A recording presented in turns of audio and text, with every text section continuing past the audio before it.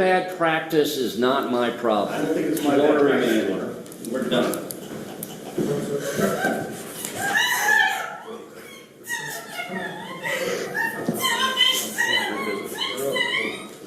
That is a middle-aged woman breaking down to tears after being sentenced for stalking her ex for months.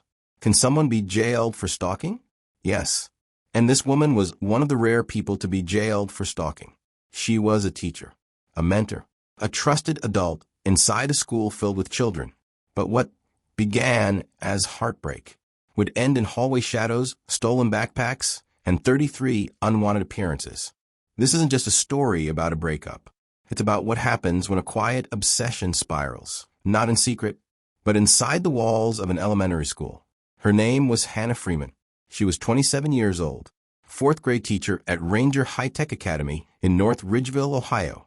To parents and students, she was the face of stability, organized, friendly, professional.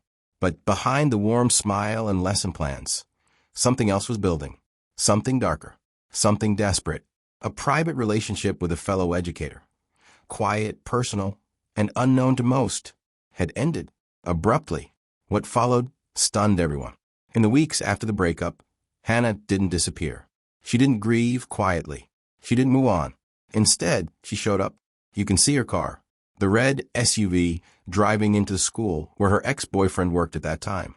Once, then twice, then again, and again. Her ex-boyfriend had to call the police. This was getting suspicious. Westlake Police, how can we help you? Westlake Police, how can we help you? Hello? My ex-girlfriend continues to stalk me and park her car next to wherever I am and follow me home every night. How long has it been happening? Probably a month now. Have you ever contacted police about it? No. Okay, where are you at? So, as I just called you, she got back in her car and stormed. What were her plans? Did she plan to harm him? This could easily spiral over to a case of murder. Hannah Freeman? Hannah Freeman?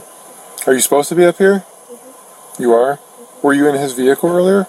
Mm-hmm. No? Well, we went to get dinner together, but... Where'd you guys go get dinner at? King's. King's? King's, yeah. Raising Cane's? Which one? North Olmsted. North Olmsted? Okay. Well, we got a complaint from him that you were in his vehicle tonight and you're harassing him and stalking him. I mean, I don't know what to tell you. Okay. Did you take some items from him last night? Until she had been seen documented, arriving at her ex's workplace 33 times in just 19 days. More than once a day on average. Now stop and think about that. Not 3 visits. Not 13. 33. Uninvited. Unannounced. Unexplained. This wasn't a coincidence. This wasn't, I left my coat in your car. This was a pattern. And patterns, when persistent enough, become evidence. She was arrested in the premises where she went to stalk her ex, and you can see the police questioning her here. Is your phone in the car? I am. I'm putting it down. Step over here. I'm putting it down. Do me a favor, turn around, put your hands behind your back. You don't got anything on you that's going to stick, poke me, anything like that? Put your hands together like you're praying.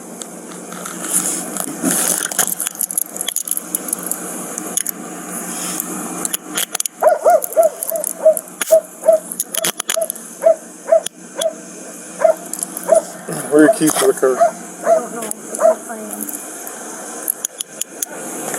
You have a phone number?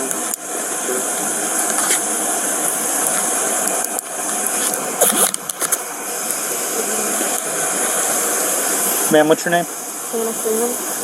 All right, Miss Freeman. Just so you know, you have the right to remain silent. Anything you say can and will be used against you in a court. You have the right to consult an attorney and have an attorney present during any questioning. If you cannot afford an attorney, one can be provided to you before questioning at no cost. Do you understand these rights? Yes, can I call my attorney now? Once we get back. I don't have any questions for you. Step back over here to my car. Can I please call my parents? Just step over here to my car. School officials watched it unfold. Security cameras logged every movement. And inside the school, a growing sense of unease. Because this wasn't just a personal issue anymore. It was professional. It was disruptive. And it was starting to cross lines. The lines between closure and surveillance. Between sadness and suspicion. Between presence and stalking. And one day it escalated. Not with a confrontation. Not with a scream. But with a theft. Did you invite her here? No. Are you sure? No. Yeah, she Are you sure you didn't invite her here? Yes, I never invited Okay. her to anything. Because she said that you invited her here. Yeah, I know. She probably would get it. She actually yesterday followed me to my apartment, stole stuff out of my car. Yeah. Medications that I need, my car keys, which I was finally able to get back from her, a laptop, and my wallet. And she has run up a bunch of charges on one of my credit cards now. Oh, she did? Yeah, and then because I did date her back in April, we probably ended it. She kind of knew passwords to like my accounts and stuff. She's been messing with my accounts. Where did she rack up the charges at? That was all from Amazon. Over $1,100. It wasn't just emotional damage anymore. It was criminal. And here's the most chilling part. The man she was following, the one who filed the report, never spoke publicly, never retaliated, never even appeared in front of a microphone. Because this wasn't a public fight. This wasn't a messy divorce drama. This was something quieter. And, in some ways, far more disturbing. A one-sided dissent, with students nearby, administrators watching, and police now involved. So what was Hannah Freeman really chasing? Closure? Control? A second chance? Or was it something deeper? A break from reality? Disguised as persistence? And why didn't anyone stop it sooner? Not after visit number 3. Not after visit number 10. Not even after visit number 20. It took 33. Eventually, the school had to act. The district placed her on administrative leave. Police gathered surveillance footage. The stolen items were recovered, and Hannah Freeman was arrested. But the arrest wasn't the end. Not even close. Because what came next was a courtroom twist so unexpected, it left her attorney stunned, and the public watching in disbelief. But that part of the story we'll get to soon enough. First came the heartbreak, then came the hallway, and then came the handcuffs. Stay with us, because the main drama unfolded in the courtroom. You will serve the first 7 days of this term of probation in our county jail. You are ordered remanded. Let's be honest. When most people think of a criminal case, they imagine someone shady, armed with a weapon, lurking in an alley. Not someone holding a whiteboard marker and lesson plans. But in North Ridgeville, Ohio, the opening chapter of this bizarre case didn't begin in a dark alley. It started in a classroom. At the center of this story is Hannah Freeman. At just 27 years old, Hannah was an elementary school teacher at Ranger High-Tech Academy, a public school known for its focus on innovative instruction, a professional, a role model, someone trusted with shaping young minds. So how did she end up in handcuffs? Let's rewind. By all external accounts, Hannah Freeman seemed to be doing just fine. She taught 4th grade, held a full-time teaching position under the North Ridgeville City Schools District, and, importantly, had no public history of disciplinary trouble, no prior arrests, no messy public scandals, a clean record. But behind the carefully organized lesson plans and class rosters, Hannah's personal life had quietly started to fray, and it all began with a breakup. The man at the center of this emotional implosion? Another educator, a fellow school employee. His name hasn't been released publicly, and he hasn't made any statements. So we're going to refer to him here as the ex-boyfriend. At some point in early November 2024, their romantic relationship came to an end. Details about why they broke up remain undisclosed. Was it mutual? Did it end suddenly? Did someone cheat? We don't know, and legally it doesn't matter. But what we do know is this. Hannah did not take the breakup well. In most breakups, people unfollow each other, crying to a pint of ice cream, or maybe if they're feeling really dramatic. Send a text at 2 a.m., but not Hannah. She didn't reach for the phone. She didn't go silent. She showed up again and again and again. According to court documents and police surveillance, Hannah Freeman visited her ex-boyfriend's workplace 33 times in just 19 days. You read that right, 33. Let's break that down. That's more than once a day on average. That's more times than most people visit the gym in a month. That's more visits than there are episodes in most Netflix series. And to be clear, these weren't scheduled meetings. These weren't friendly exchanges. These were uninvited, unannounced, and eventually unwanted visits. So what was she doing there? Was she hoping for closure? Was she trying to rekindle things? Was she trying to intimidate him? That's where things start to get blurry and disturbing. One of the most unsettling parts of this case is where it all happened. This wasn't a random ex-boyfriend working at a car dealership or law office. This was a school, a place filled with students, teachers, parents, security. And yet, over the course of 3 weeks in November 2024, Hannah appeared there dozens of times. It didn't take long for administrators and security to notice. After all, surveillance footage doesn't lie. Authorities began tracking her behavior. The ex-boyfriend notified law enforcement, and soon a picture began to emerge, one that was much more troubling than anyone expected. Because Hannah wasn't just making surprise appearances. She was watching, waiting, returning. Let's pause for a moment and ask, when does a visit become surveillance? When does heartbreak morph into harassment? There's no universal answer. But legally speaking, in Ohio, persistent uninvited appearances, especially after being asked to stop, can be considered stalking, or more precisely, menacing by stalking, which is a criminal offense. Hannah wasn't accused of yelling or threatening, but she was accused of something far more subtle, and in some ways far more chilling, infiltrating someone's space without permission, over and over, and refusing to stop. It wasn't about violence. It was about presence. And presence, when uninvited, can be terrifying. So imagine being the ex-boyfriend. Every morning, you show up to work, and there she is, outside, in the hall, near the parking lot, maybe near your classroom, again and again. What do you do? Who do you tell? And more importantly, how you prove it? Luckily for him, and unluckily for Hannah, there were security cameras, and those cameras were about to become exhibit. By the time school administrators became aware of the situation, it was clear something wasn't right. Though the school has not released detailed statements, we know that shortly after Hannah's behavior came under scrutiny, and especially after her arrest in November 2024, she was placed on administrative leave. That meant she was temporarily removed from her teaching duties while the investigation continued.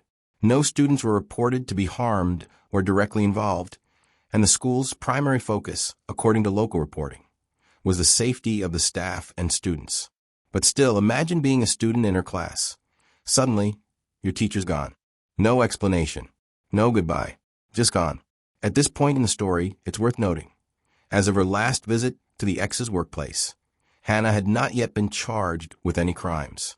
But that was about to change, because in the days after those 33 visits, something happened that escalated things from strange to criminal. It wasn't just showing up. It wasn't just waiting outside. It was breaking in. What if your breakup didn't just lead to tears, but to theft? What if the person you once trusted started stealing your identity, your property, your peace of mind? And what would you do if you discovered your stolen belongings weren't lost, but taken by someone you loved?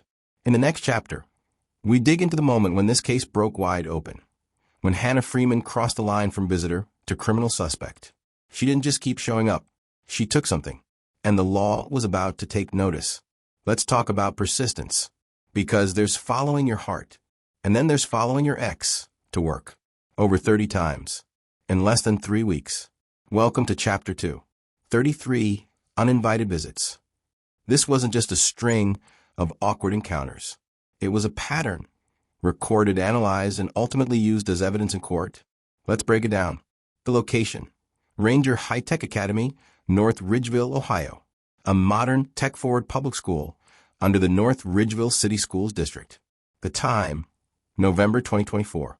Somewhere inside that building worked a man, an educator, who had recently ended a romantic relationship with fellow teacher Hannah Freeman, then 27 years old. The breakup was quiet, but Hannah's reaction wouldn't be. according to court documents and police testimony. Within days of the breakup, Hannah began returning to the school frequently. Not for work, not for student matters. She was reportedly on leave or otherwise off duty during many of these visits. So why was she there?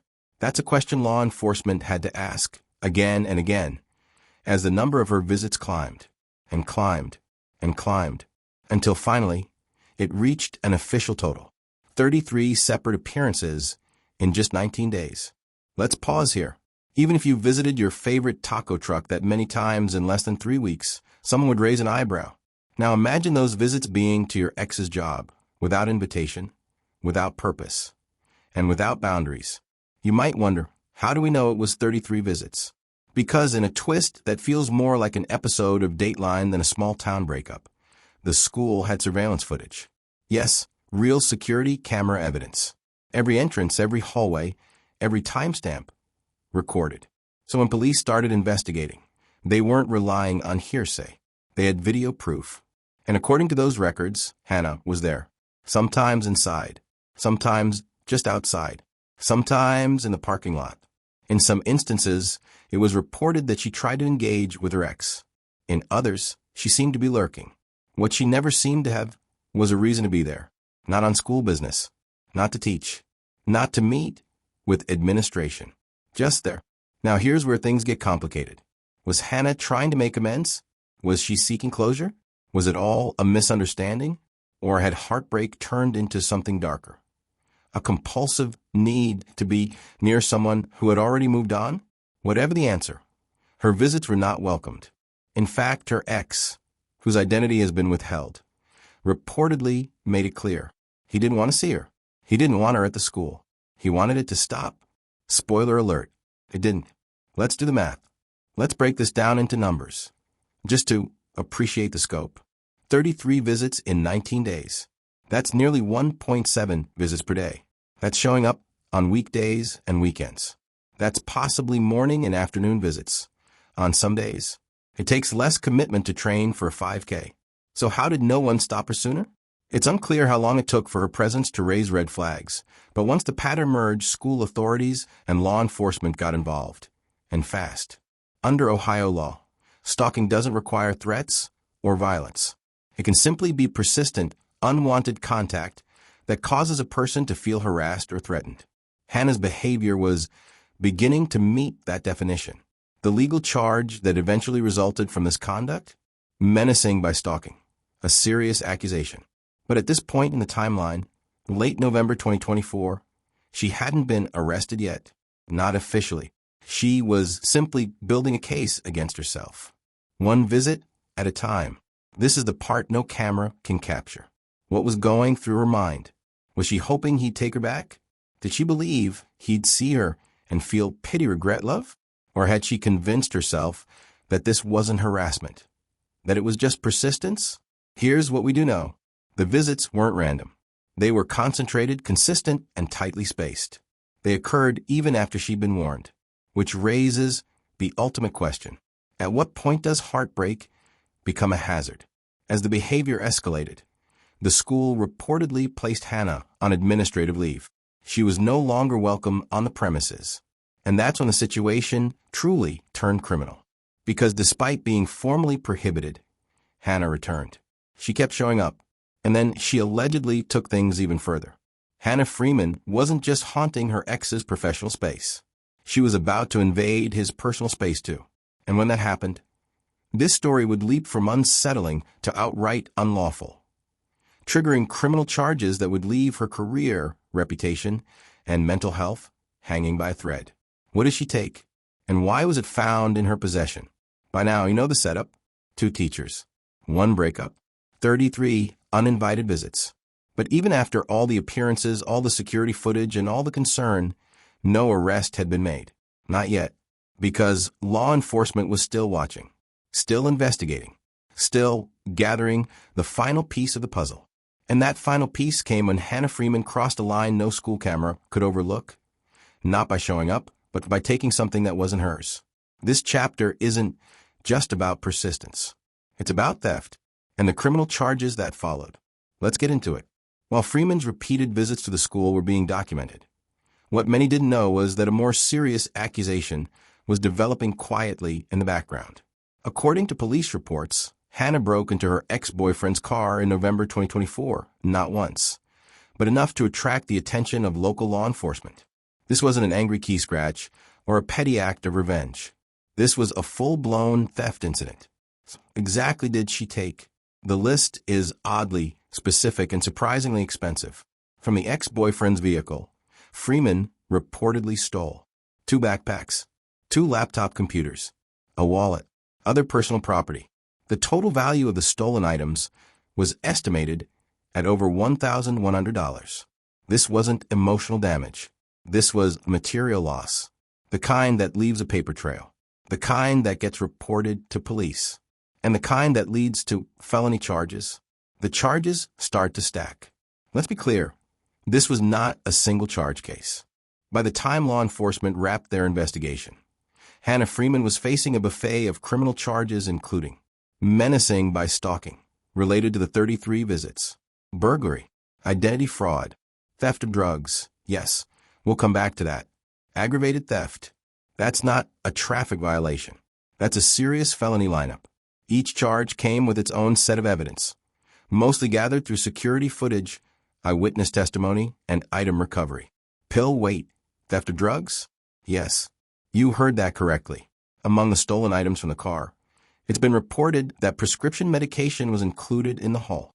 That's where the theft of drugs charge enter the picture. While details on the specific medication haven't been disclosed, in Ohio law, stealing a controlled substance, even in small quantities, can immediately escalate a theft charge. So now the case wasn't just about uninvited appearances. It had crossed into healthcare territory. And courts do not take that lightly.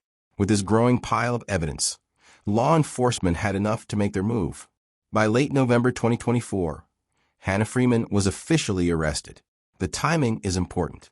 This came after the surveillance, after the theft, and after the school had placed her on administrative leave, effectively removing her from the classroom. When officers brought her in, she reportedly complied. No resistance, no drama. But that wouldn't last long. At the time of her arrest, Freeman was still technically employed by North Ridgeville City Schools. But shortly after her arrest, the district cut ties. Her employment status was not renewed at the end of her contract in June 2025. No official statement was released about the specific reason for her separation. But with active felony charges and a viral reputation forming, the message was clear. She wasn't coming back. The woman once entrusted to lead 4th graders through spelling tests and science fairs was now navigating the court system instead. But why? That's the question that continues to echo. Why? Why would a professional, educated, licensed teacher risk her career, her freedom, and her future for someone who didn't want contact? Was it about love, control, mental health, or some toxic cocktail of all three? Investigators have not speculated publicly, and neither has Hannah. But the timeline suggests that emotional regulation may have been a serious underlying issue, which brings us to the heart of the matter. When does heartbreak become criminal intent? And how do you prosecute someone who may be driven more by instability than maliciousness? The courts would have to wrestle with that. But first, there was the issue of how to handle the charges. As the dust settled, Hannah's legal team went to work, facing multiple felonies. Her lawyers negotiated a deal with prosecutors, a plea agreement that would reduce the charges to 3 misdemeanors: disorderly conduct, obstructing official business, possession of criminal tools. But this wasn't the courtroom victory she hoped for, because the sentencing, well, that would come later, and that's where everything unraveled. But we're not there yet, because this chapter ends not with tears, but with paperwork. Police reports filed, evidence bagged, charges read, court dates scheduled, and the public, including the parents of her former students, left wondering, how did it get this far? Why didn't someone intervene sooner?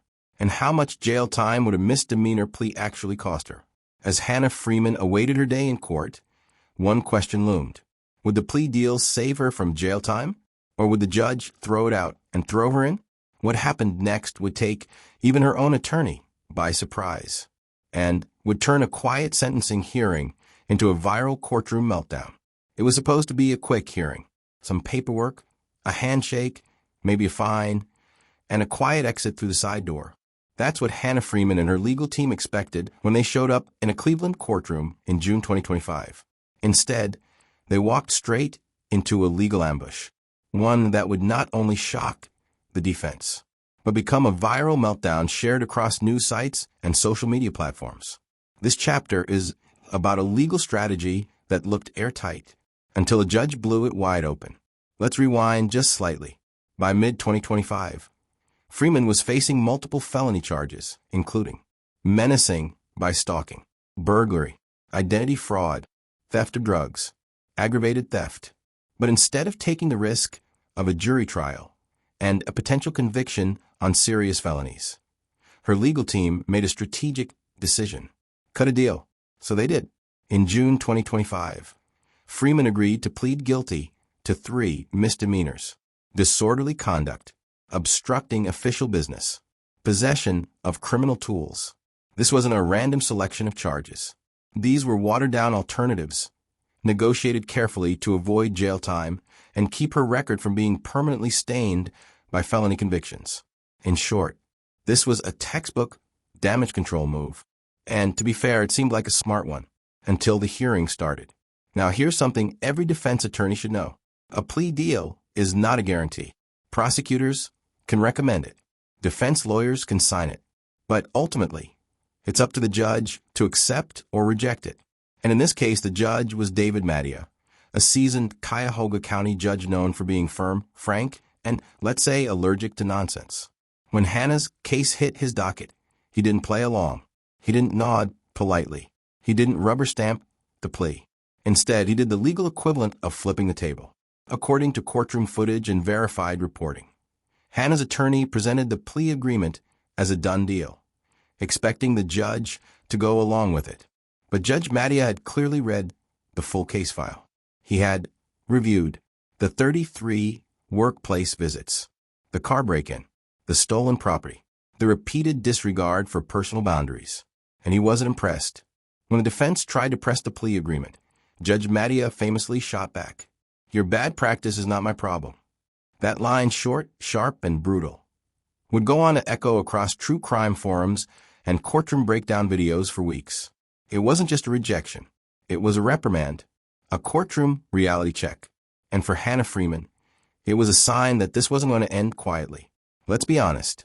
From a judicial standpoint, this case wasn't just about trespassing. It was about obsession, repeated boundary violations, and emotional escalation. This wasn't someone who made one mistake on one bad day. It was a pattern of behavior, extended over weeks, that led to actual property loss, security concerns, and formal police intervention. So when the defense asked for no jail time, Judge Mattia balked. Because, in his eyes, that would have meant telling the public, stalking, breaking in, and stealing laptops is worth probation. Instead of accepting the plea as is, Judge Mattia handed down his own sentence, within the bounds of the revised charges, but still firm. He sentenced Hannah Freeman to 7 days in Cuyahoga County Jail, 18 months of probation, referred to as community control, 90 days of GPS monitoring, house arrest with work release, mandatory mental health counseling, no contact with the victim or ex-boyfriend. Now, let's be real. To many, 7 days in jail doesn't sound like much. But to someone expecting 0 jail time, it's a bombshell. And when that sentence was handed down, Hannah Freeman crumbled in real time. Courtroom cameras were rolling, and what they captured was unexpected and unforgettable. As soon as she heard the words 7 days in jail, Freeman burst into tears. Not quiet, dignified tears. Hysterical sobbing, screaming, pleading with the judge. At one point, her attorney tried to salvage the moment by asking the court to withdraw her guilty plea. That too was denied. Judge Mattia stood firm. Freeman was remanded on the spot, meaning she was taken directly into custody. No time to go home, no last goodbye, no chance to collect herself. The video spread quickly. Clips of Freeman crying and being led away in cuffs were soon posted on platforms like TikTok, YouTube, and X, formerly Twitter. Comments poured in. This is why you don't stalk your ex. The judge was savage. I feel bad for her. Clearly she's not okay. That scream was from a woman who really thought she'd walk out free. The public reaction was split. Half sympathy, half judgment. But one thing was clear. This wasn't the resolution Freeman expected. It's a fair question. If she had gone to trial, the risk was much higher. Possible felony convictions, long-term probation, permanent damage to her record. So the plea still spared her the worst-case scenario. But it didn't spare her the public fallout or the immediate jail time. And it definitely didn't spare her the humiliation of a breakdown caught on camera. As the courtroom emptied and Freeman sat in jail, one question echoed in the minds of everyone watching. Was this justice or just drama? Had the court protected the victim or punished a woman who desperately needed help? And what would happen after those 7 days behind bars? Courtrooms are supposed to be quiet, formal, predictable, a space where judges speak, lawyers object, and defendants listen. But on June 24th, 2025, in a courtroom in Cuyahoga County, Ohio, all of that went out the window in less than 90 seconds. Because what happened wasn't just a sentencing. It was a meltdown, a legal curveball, and a public unraveling that would be watched by millions online. This is a story of the day Hannah Freeman's fate changed in an instant. And the moment she realized her legal strategy wasn't just flawed. There were no police sirens, no shackles, no jury waiting to return a verdict. After all, she'd already accepted a plea deal. All that was supposed to happen now was sentencing, a procedural formality where the judge reviews the terms and gives his final approval. She sat quietly in her seat, her attorney beside her, supporters, possibly family or colleagues, scattered in the back rows. You could say it looked like the closing scene of a quiet case. And for the first few minutes, it was, until it wasn't. Let's be clear. The deal had been signed. In exchange for pleading guilty to 3 misdemeanor charges: disorderly conduct, obstruction, and possession of criminal tools. Freeman believed she'd receive probation, counseling, no jail time. It wasn't a free pass, but compared to felony stalking, burglary, and identity theft, it was a walk in the park. Or so she thought. But here's the reality. Plea deals, while negotiated between prosecutors and defense, are not binding on the judge. And when Judge David Mattia walked in, he made one thing immediately clear. I'm not here to rubber stamp your assumptions. Now, if you're picturing an elderly, gavel-tapping judge who drones through court like it's jury duty, think again. Judge Mattia is sharp, experienced, and not in the mood for shortcuts. He took one look at the case file and the surveillance footage attached to it, and saw something more serious than 3 misdemeanors. He saw a pattern of behavior that suggested obsession, escalation, and disregard for boundaries. And when defense attorney William Norman tried to frame the plea deal as set in stone, Mattia snapped back with a line that's now iconic. Your bad practice is not my problem. That one sentence changed everything. At that moment, the energy in the room shifted. Court transcripts don't capture it, but the video does. Hannah's posture stiffens. Her face tightens. Her eyes dart between her attorney and the judge, like someone suddenly realizing the plane they boarded isn't landing in the destination they expected. There's a pause, and then Judge Mattia drops the bomb. I'm sentencing you to 7 days in county jail, effective immediately. And just like that, boom, silence, then chaos. The transformation was instant. 1 second she was seated, blinking in disbelief. The next, she was sobbing uncontrollably, hands shaking, voice breaking, shoulders heaving in real-time panic.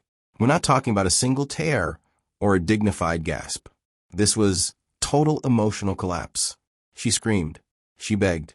She shouted something inaudible to her attorney, then turned toward the judge, pleading for reconsideration. Meanwhile, Judge Mattia didn't flinch. He gave her space to react, but he didn't reverse a thing. In a last-ditch move, her attorney stood up and asked the court to withdraw her guilty plea altogether, likely hoping to buy more time or even reopen the deal under different terms. Judge Mattia's response? A firm no. Case closed. Sentence stands. He ordered bailiffs to remand her immediately. She wouldn't be going home. She wouldn't be packing a bag. She wouldn't be catching her breath outside the courtroom. She was going straight to jail, from the defense table to the holding cell in minutes. What makes this moment even more surreal is that it was caught on video. Clips of Freeman's reaction, her cries, her scream, her collapse, spread across social media like wildfire. On TikTok, it became a trending soundbite. On YouTube, reaction videos broke down every facial expression. On Reddit, legal experts debated the fairness of the judge's move. And across the comment sections, the public split into two camps. Camp 1, she stalked and stole, she got off light. Camp 2, this woman clearly needs mental help, not jail time. But no matter what side you're on, one thing's undeniable. That courtroom was a turning point, emotionally, legally, and publicly. The shock wasn't just the 7-day sentence. The shock was that Freeman didn't see it coming, and neither did her attorney. They walked in expecting a win. They walked out blindsided, confused, and in her case in cuffs. It was a reminder that in court, nothing is guaranteed until it's signed, sealed, and accepted by the bench. Remember, this all began over a breakup, a relationship gone sour, two professionals, one romantic fallout. But by June 2025, it wasn't about the relationship anymore. It was about accountability, and a judge who made it very clear that professional titles don't excuse personal chaos. 7 days in jail is short, but what happens when the cell door opens? In Chapter 6, we follow Hannah Freeman after her release. GPS monitor strapped to her ankle, probation terms on her back, and a career in ruins. How do you rebuild after a breakdown witnessed by the world? What does freedom feel like when it comes with a curfew? We've seen public breakdowns before. Politicians, celebrities, even defendants who know the verdict is coming. But rarely does a meltdown feel so raw, so unfiltered, so utterly human. This chapter isn't about legal arguments. It's about a reaction, one that played out not behind closed doors, but in full view of cameras and an internet ready to dissect every tear. This is Hannah Freeman's emotional breakdown and what it revealed. At exactly the moment Judge David Mattia uttered the words, 7 days in county jail, something in Freeman cracked. She had walked into court expecting probation. She walked out emotionally shattered and physically restrained. Her reaction? Immediate, uncontrolled, visceral. Courtroom observers described it as a sudden eruption of tears and screaming. News outlets reported that she wailed, collapsed in her chair, and pleaded with the judge. Not because of the length of the sentence. 7 days is minimal by most standards, but because she didn't see it coming. It was the shock of losing control, of realizing the outcome was no longer hers to manage, and it happened in front of cameras.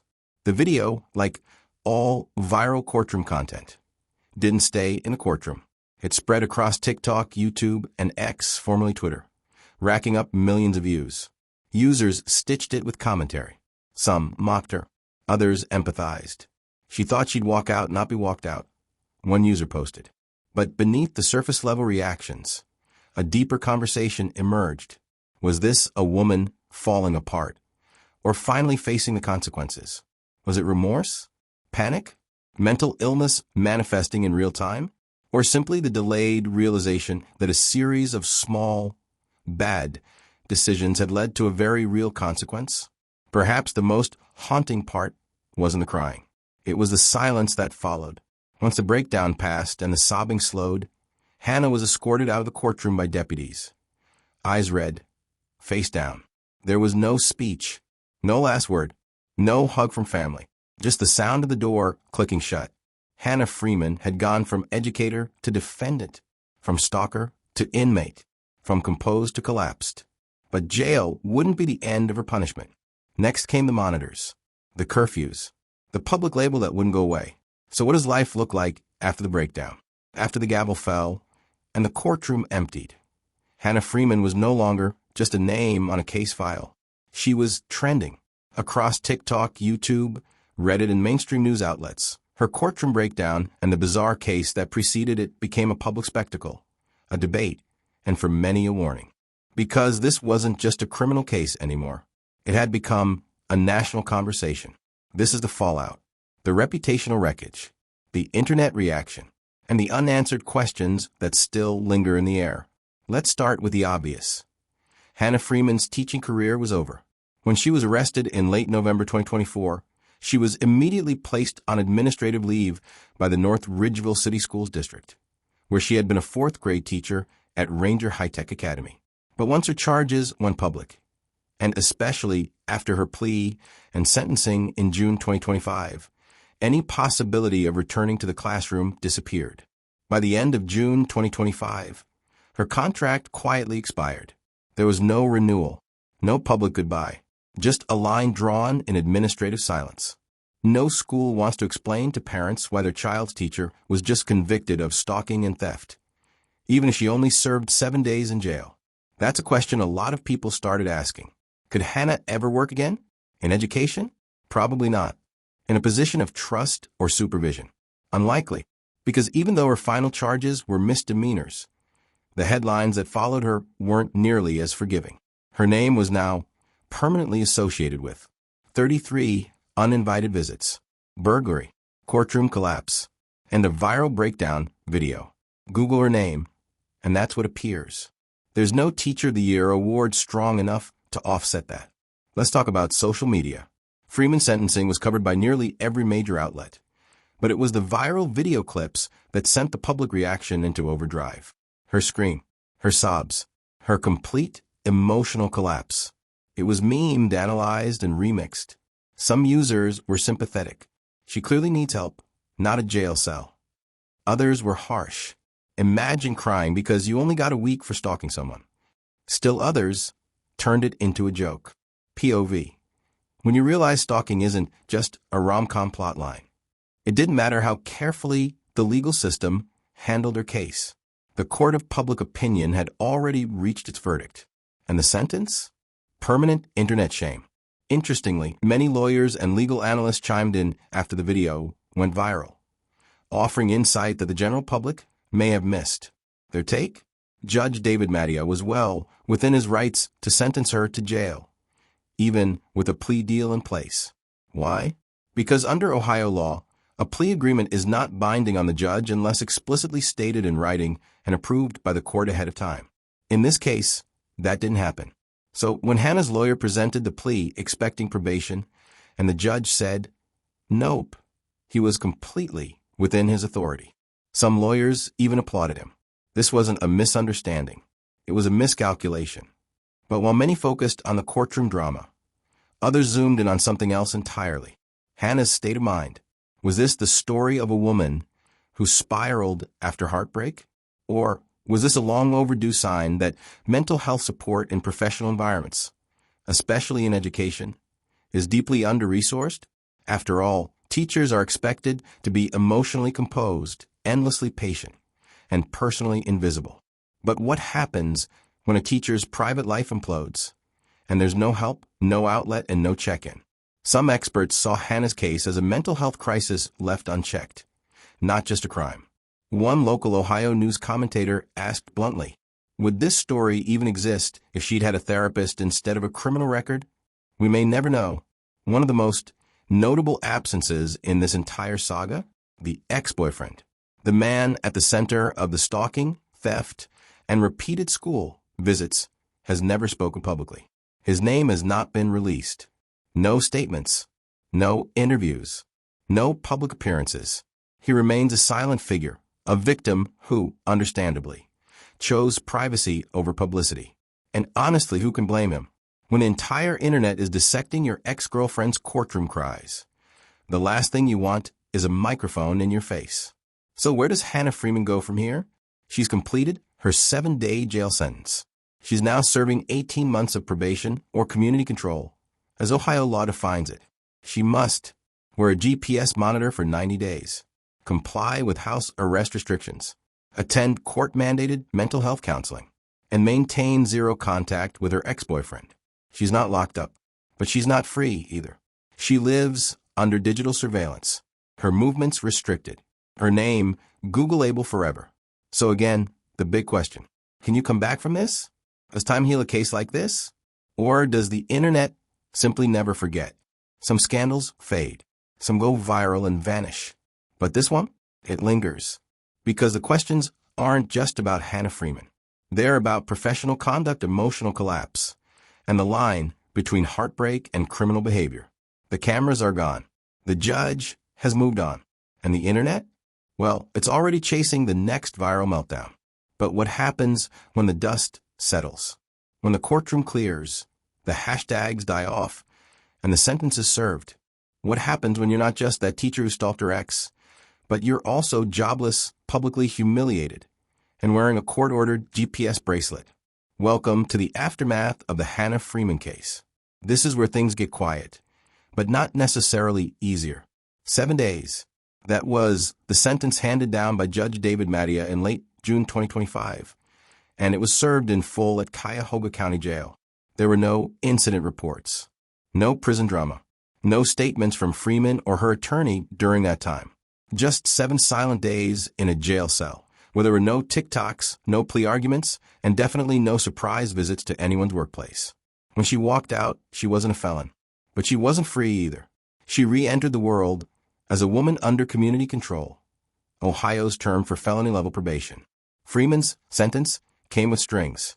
For the next 18 months, she must live under strict legal conditions, including house arrest with monitored movement, wearing a GPS ankle monitor for the first 90 days, attending mandatory mental health counseling, having no contact, in person or digital, with the victim, submitting to routine probation check-ins. This isn't just no jail. This is structured supervision, and it includes something even more powerful than the court's eye, the public's memory. Because while the law might eventually let go, the internet doesn't forget. Here's the career question, and it's a hard one. As of July 2025, Freeman is no longer employed by North Ridgeville City Schools. Her contract was allowed to expire quietly in June, without public comment from the district. But where does that leave her? In theory, misdemeanor convictions don't automatically bar someone from employment in every field. But in practice, who's hiring a former teacher charged with stalking a colleague? What school wants to appear in headlines just for giving her a chance? What parent wants to read that Google result after back-to-school night? It's not just about the sentence. It's about the story attached to your name. Even people who've committed far worse crimes sometimes return to society with less baggage than a highly publicized emotional breakdown. Because the Hannah Freeman story didn't live and die inside a courtroom. It lived on YouTube thumbnails, in TikTok clips with captions like POV. When the judge doesn't accept your plea deal, loudly crying face, loudly crying face, loudly crying face. It lived in every article that opened with a teacher who visited her ex's workplace 33 times. And it lives even now in Reddit threads and reaction videos that continue to rehash the breakdown moment by moment. So the question is, can she ever exist in the world without being that woman? That's not up to the judge. That's up to time and the internet's famously short attention span. One critical piece of the judge's sentence was court-ordered mental health treatment. This wasn't just a checkbox. It was a clear signal. Something deeper is going on here. Freeman's obsessive visits or theft and her courtroom collapse weren't just illegal. They were alarming. And while Judge Mattia was firm, he wasn't cruel. He gave her punishment, but also tools for reflection, a structure, a route to therapy, even if it came with an ankle monitor. So what does healing look like? We may never know, but she now has at least 18 months of structure support, whether she wants it or not. Throughout this entire saga, the man at the center of it, the ex-boyfriend, has remained silent. There are no press releases, no interviews, no courtroom statements made public. And maybe that silence says it all. For him, this was never about going viral. It was about getting his life back, being left alone, being safe, being able to go to work without counting how many times someone shows up uninvited. And maybe in his quiet, he's already found closure. The videos have slowed. The headlines have shifted. But Hannah Freeman's story hasn't entirely vanished. It's now part of a growing archive of viral courtroom freakouts, lumped into a genre that includes everything from sovereign citizens to sobbing scammers. Except this one started with a love story, or at least the end of one, and that makes it harder to box up and move on from. Because behind the stalking, theft, and courtroom drama was a woman whose life unraveled publicly, in front of the very system she once worked within. As the case closes, we're left with a list of unanswered questions. Some legal, some emotional, and some uncomfortably human. Would this case have ended differently if mental health care had come sooner? How many similar breakdowns go unnoticed because they don't involve arrests? Is there space in our justice system for compassion without erasing accountability? What happens when professionals snap and no one catches it until it's too late? And finally, will Hannah Freeman ever be anything other than the story? In the end, this wasn't a grand criminal conspiracy. It wasn't about drugs, money, or violence. It was a slow-motion emotional collapse, fueled by obsession, denial, and bad decisions, all unfolding in a place designed for young minds to grow, a school, the same place where she once taught spelling and math, before teaching the public an unforgettable and uncomfortable lesson on boundaries, consequences,